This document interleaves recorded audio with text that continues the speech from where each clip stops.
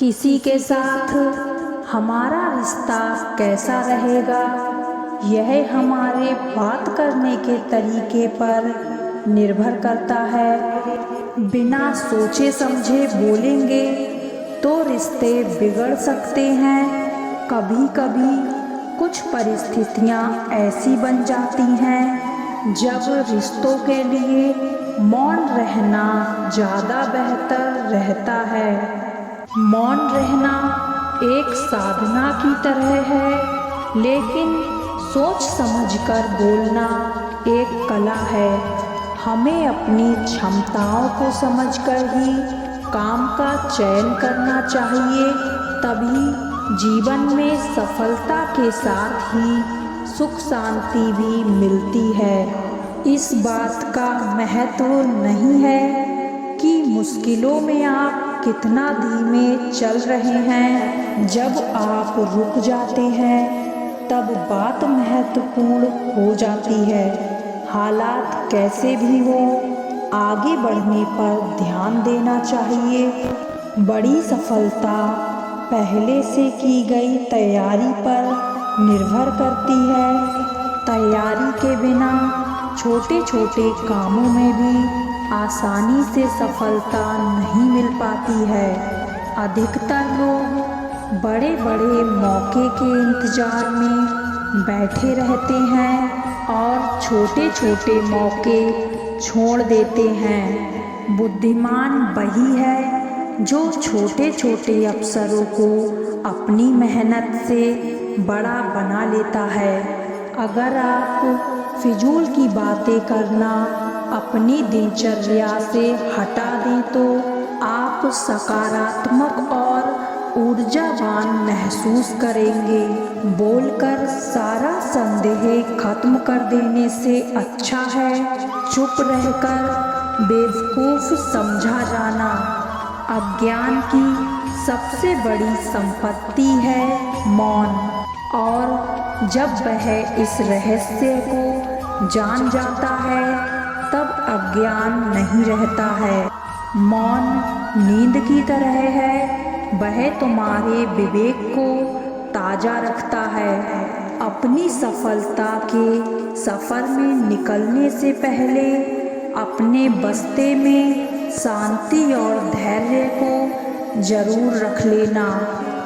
मौन रहकर मैं अन्य लोगों की कमियों को सुन लेता हूँ और अपनी कमियों को छिपा लेता हूँ। जब कुछ कहने को हो तभी कहिए, अगर कुछ कहना चाहते हो तब मत कहिए।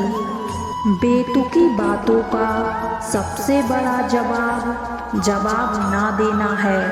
सवाल का जवाब शांति से मिलता है, बहस करने पर जवाब खो जाता है। अगर बहस करने वालों में एक व्यक्ति शांत रहे तो बहस कभी नहीं हो सकती है। शरीर का शोर सुनाई दे जाता है, कभी आराम से बैठकर आत्मा की भी सुने। सही जगह और सही वजह पर बोलना जरूरी है, वरना चुप रहना ही जरूरी है। यदि तुम चाहते हो कि लोग तुम्हें तुम्हारी वास्तविक योग्यता से अधिक योग्य व्यक्ति समझें तो कम बोलो। बुद्धिमानी की बात कहने की अपेक्षा बुद्धिमान प्रतीत होना अधिक आसान है। कब और कहाँ मौन रहना है, अगर यह व्यक्ति सीख ले तो उसके जीवन की आधी समस्याएं अपने आप ही खत्म हो जाएंगी। बहुत से लोग जिंदगी से परेशान होकर मौन की चादर ओढ़ लेते हैं, लेकिन उनके अंदर बहुत ज़्यादा शोर होता है। तुम अच्छे मैं अच्छा तो यहाँ बुरा कौन है। दूसरों की गलती पर खुदा और अपनी गलती पर सारा जहां मौन है।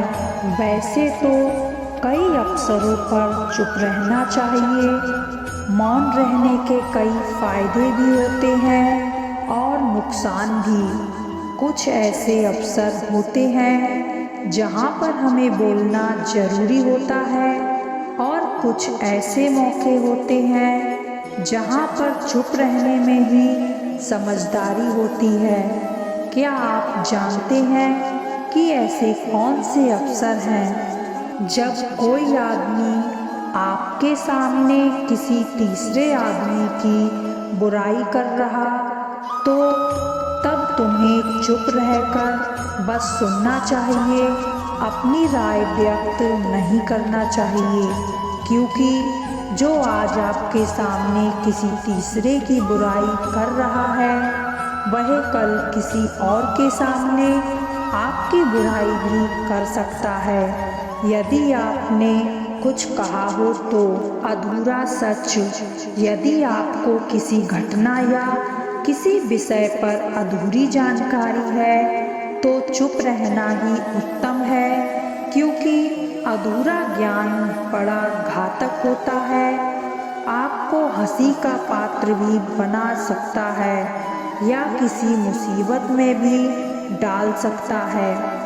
जब कोई नहीं समझे आपकी भावना, यदि आपको लग रहा है कि कोई व्यक्ति आपकी भावना, दुख या परेशानी को शब्दों में नहीं समझ पा रहा है या वह आपको ध्यान से सुन नहीं पा रहा है, तो ऐसे व्यक्ति के सामने चुप रहना ही ठीक है, क्योंकि ऐसे लोगों को अपनी भावना या दुख से कोई मतलब नहीं होता है।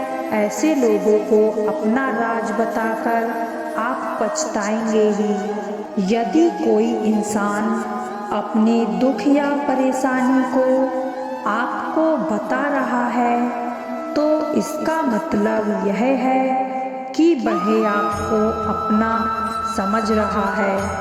ऐसे में तुरंत ही उसे समाधान बताने के बजाय चुप रहकर उसकी दुख या समस्या को सुने, उसके दुख या समस्या को किसी और को ना बताएं। जब कोई अपना या कोई सगा संबंधी आप पर क्रोध कर रहा हो, आपका अपमान कर रहा हो या घृणास्पद शब्द कह रहा हो, तो आपको उस वक्त चुप रहना चाहिए, ताकि सामने वाले का गुब्बार पूरी तरह से बाहर निकल जाए।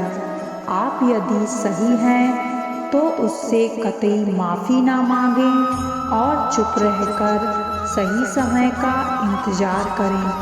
वह खुद ही आपसे माफ़ी मांग लेगा या उसे अपनी गलती का एहसास हो जाएगा।